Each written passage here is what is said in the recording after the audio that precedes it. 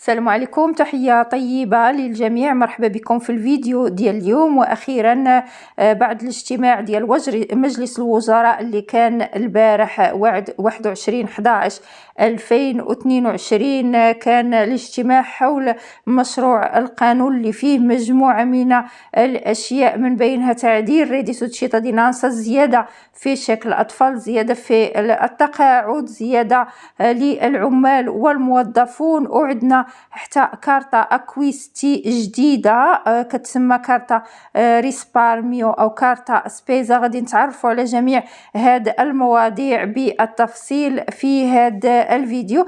قبل ما نبدا في الفيديو ديال اليوم ما تنسوش خلوا لايك للفيديو طبعا الى عجبكم المحتوى.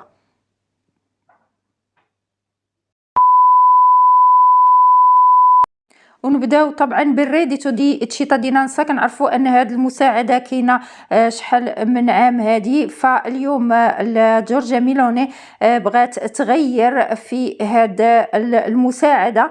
هذا التغيير غادي يكون للناس اللي هما في سن العمل، يعني اللي عندهم ما بين 18 حتى 60 سنه. هنايا ما كنتكلموش على الاسر اللي فيها اطفال او فيها ناس مسنين او اي شخص عنده اكثر من 60 سنه، وكذلك الأسر اللي طبعا فيها شي شخص من ذوي الاحتياجات الخاصة. عموما ريديتو تشيتادينانسا غادي يبقى كما هو في 2023، والتغييرات غادي تبدا في 2024. أما التعديل المهم، يعني غيكون واحد التعديل بالنسبة للفئة اللي تكلمت عليها اللي هي في سن العمل، غادي يبدلوا لهم ديك الفترة ديال المدة ديال الاستفادة ديال ريديتو تشيتادينانسا. لليوم كنعرفوا أن الاستفادة كتكون 18 شهر، وكاين عندنا الشهر ديال ستوب، والواحد او الشخص كيقدر يدير يعني دوماند اخرى. اليوم في هذا القانون ديال الحكومه الجديده في المده غادي تولي غير 8 ديال الاشهر. بالنسبه للمساله الاخرى المهمه بالنسبه لهذه الفئه اللي كتسميها جورجيا ميلوني اوكوبابيلي، فغادي اذا في حاله ان جات واحد لوفيرتا ديال لافورو، جات لهذا الشخص اوفيرتا دي لافورو رفضها، فغادي يحيدوا لي اوتوماتيكمون الريديتو دي تشيتادينانسا. اما المساله الثانيه اللي جا بها هذا القانون وهي الكوندونو او السلام الضريبي بالنسبه للناس اللي عندهم ديون اقل من 1000 أورو، فغادي تعفاو من الخلاص ديال الديون ديالهم. والناس اللي عندهم اكثر من هذا المبلغ فغتكون عندهم الفرصه انهم يخلصوا بشويه بشويه، يعني اراتي. المساله المهمه الاخرى اللي جا بها هذا القانون وهي شيك الاطفال.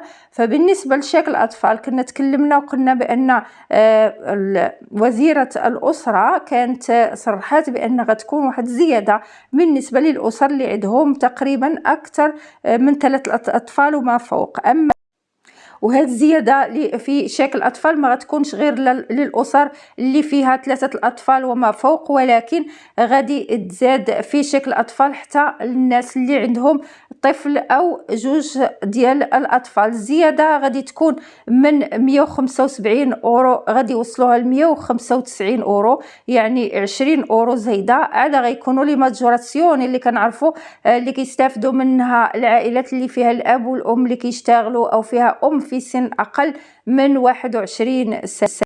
أما الأسر اللي فيها 3 الأطفال وما فوق فالزيادة غتكون 100 أورو أخرى، لأن كنعرفوا أنهم الآن لحد الآن كيستافدوا من 100 أورو فوق المبلغ ديال شكل الأطفال، فدوبلو داك 100 أورو غادي تولي 200 أورو كزيادة. بالنسبة لهاد التعديلات أو هاد التغييرات في شكل الأطفال غادي تبدأ حتى 2023، يعني السنة الجديدة.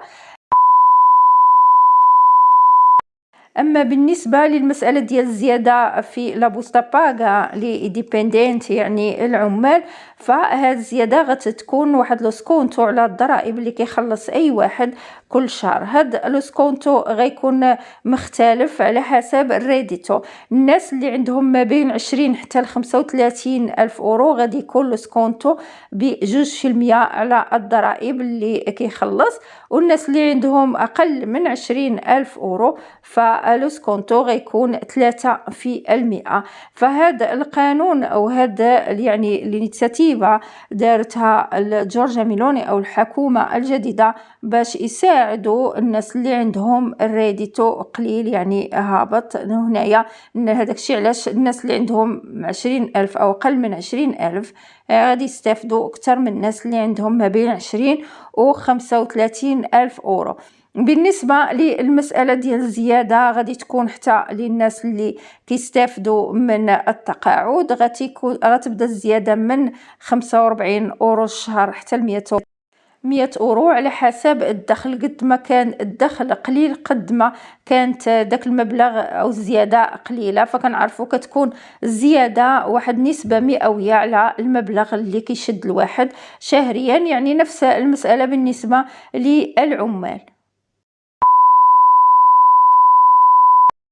اما المساله الجديده اللي كاينه في هاد لا مانوفرا اللي هي واحد الكارطه اللي سميتها كارطه ريسبارميو سبيزا، غتكون واحد الكارطه ريكابيلي بحال كارطه كويسي، يعني غيتحط فيها واحد المبلغ وبها الواحد يقدر يدير لا سبيزا.